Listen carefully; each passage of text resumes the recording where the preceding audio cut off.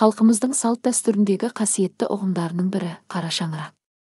Қара шаңыраққа ие болып қалатын ұл баланы да жастайынан құлағына сіңіріп, жауапкершілікті сезіндіре білген. Атадан қалған асыл мұрамыз қара шаңырақ, үлкен үйді киелі деп айтамыз. Өйткені ол әкеден қалған мұра. Біздің үйді ауылдың жартысы қара шаңырақ дейтін. Өз үйім деп төрде шалқамнан жатыр едім, 10-11 жас шамасында.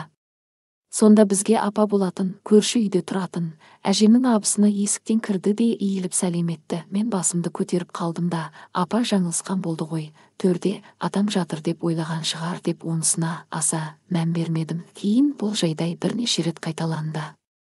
Үйде отырған адам жоқ, мен апаны үйге кіріңіз деп кіргізіп артынан өзім де кіріп келе жатыр едім. Тағы да иіліп сәлем етті. Бұл жолы мен апа алжиын деген бе деп бетіне үңілдім, бірақ есі түзу, дені дұрыс секілді. Артынша әжем кіріп, одан кейін екеуі шүйіркелесіп отырып шай ішті. Ол кеткеннен кейін көкейімде тұрған сауалдың жауабын білейін деп әжемнен оның мәнісін сұрадым.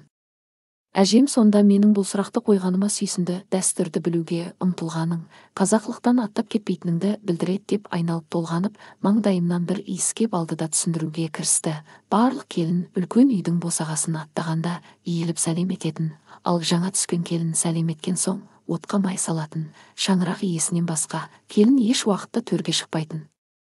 Міне осының бәрі қара шаңыраққа деген сый құрмет, кішілік инабат. Бұрынғы кезде ұлдар мен келіндер қара шаңырақта қалуға таласатын болса, қазіргі келіндер шамасы келсе бөлек шығуға тырысады. Жастар өздері оңаша өмір сүргісі келеді, ал біздің кезіміздегі келіндер қара шаңырақтағы ұл мен келіннің өзгелерге сыйлы болатынын, демек, қара шаңырақ ұғымы үлкен үйден де жоғары, қастерлі ұғым.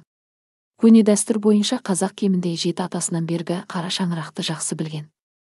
Біздің бала күнімізде пәленше атаның қара шаңырағы түгеншенің қолында, ауылға келгенде әуелі сол үйге түсу керек деп жататын.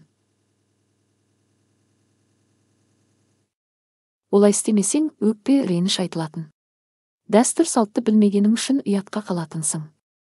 Мұның барлығын қазір бала шағасы мен немерелеріне түсіндіріп айтып отыратын ата әжелер азайды шыны керек. Жасы кіші болса да қара шаңырақтың иесі төрден орын алып, жолы үлкен саналатын болған. Тіпті менің бала күнімде талай рет көзбен көрген көрінісім қазір есіме алсам, керемет сезім сыйлайды. Ол кезде бір ауылдың адамдары бір-бірімен аталас туыс болып келетін еді ғой. Көрші қонып, бір-бір отаудың иесі болып отырса да керемет еді арадағы сыйластық. Жиын той бола қалса барлығы бір ауыздан жиылып, жұмыла көтеріп, ұрду-дұрдумен ақ үлкен тойды атқарып тастайтын болған. Ағайын сонысымен ағайын емес пе? Қара шаңырақтың құлағаны бір әулеттің қара жамылғаны болып саналады. Сондықтан оған мейлінше қатты көңіл бөлу керек ақ. Қазақта қара шаңырақ қашаннан киелі де қастерлі. Арнаға тіркеліп жүрекшені басып пікір қалдырыңыз.